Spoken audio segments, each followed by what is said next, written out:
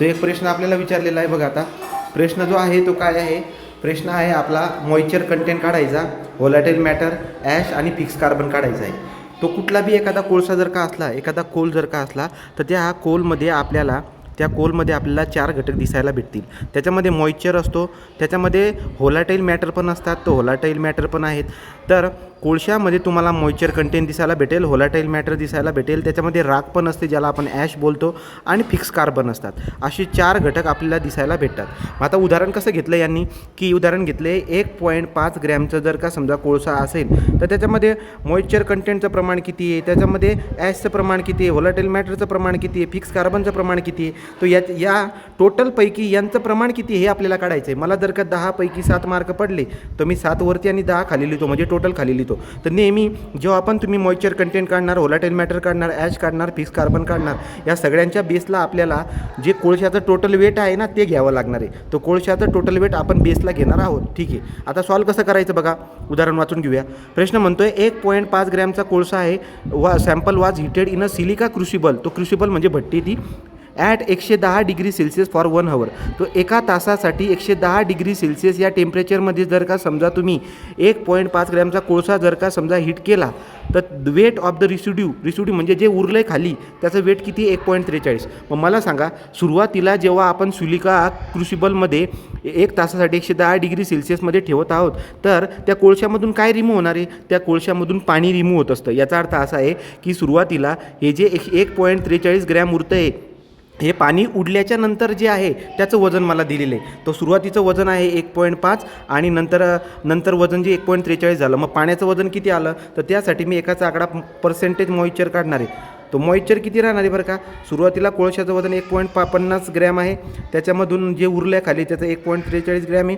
ठीक आहे, तो ओरिजिनल जे आहे ते 1.50 आहे, तो ओरिजिनलच्या तुलनेमध्ये पाण्याचं किती, आता बघा 1.50 मधून 1.43 जे मी मायनस करतो आहे, हे काय, हे वॉटरचं कंटेंट आहे. मग हे जर आपण सॉल्व करायला गेलो, इंटू 100 केलं आपण याला, तर जे आन्सर येईल ते आन्सर येईल वरती 0.07 डिवाइड बाय 1.50 इंटू 100 जर का आपण केला, तर आपल्याला 4.67% दिसायला भेटेल. म्हणजे 1.50 ग्रॅमचा जो कोळसा होता त्याच्यामध्ये 4.67% मॉइश्चर कंटेंट आहे, म्हणजे पाण्याचं प्रमाण आहे. ठीक आहे, तो पहिलं शोधून झालं.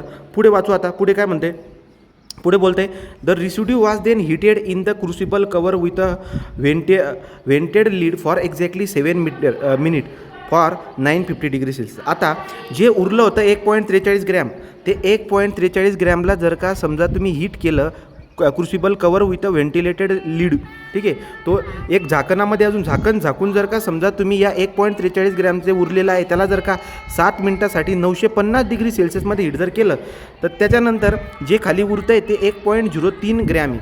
मग आता विषय असा होतो की 1.03 आहे. आता बघा सुरुवातीला, ठीक आहे, 1.03. मग आता तुम्ही विचार काय करणार की 1.43 ग्रॅमचं जे उरलं होतं रेसिड्यू, त्याच्यामधून आपण आता काय केलं, 950 डिग्री सेल्सिअस या टेम्परेचरमध्ये 7 मिनटासाठी आपण त्याला तापवलं. त्यानंतर जे उरतं आहे ते 1.03 आहे. मग उडलं काय याच्यातून उडतं आहे व्होलॅटाईल मॅटर. मग व्होलॅटाईल मॅटरचं तुम्हाला जर काय काढायचं असेल, व्होलॅटाईल मॅटर कसं काढणार, 1.43 मायनस 1.03 हे जे उरलेले ते डिवाइड बाय ओरिजिनल 1.50 इंटू 100 जर तुम्ही केलं, तर तुमच्या लक्षामधील 26.67% व्होलॅटाईल मॅटर आपल्याला दिसायला भेटणार आहे. आता आपण काढणार ॲश. तो ॲश काय असणार आहे तर वाचून बघूया.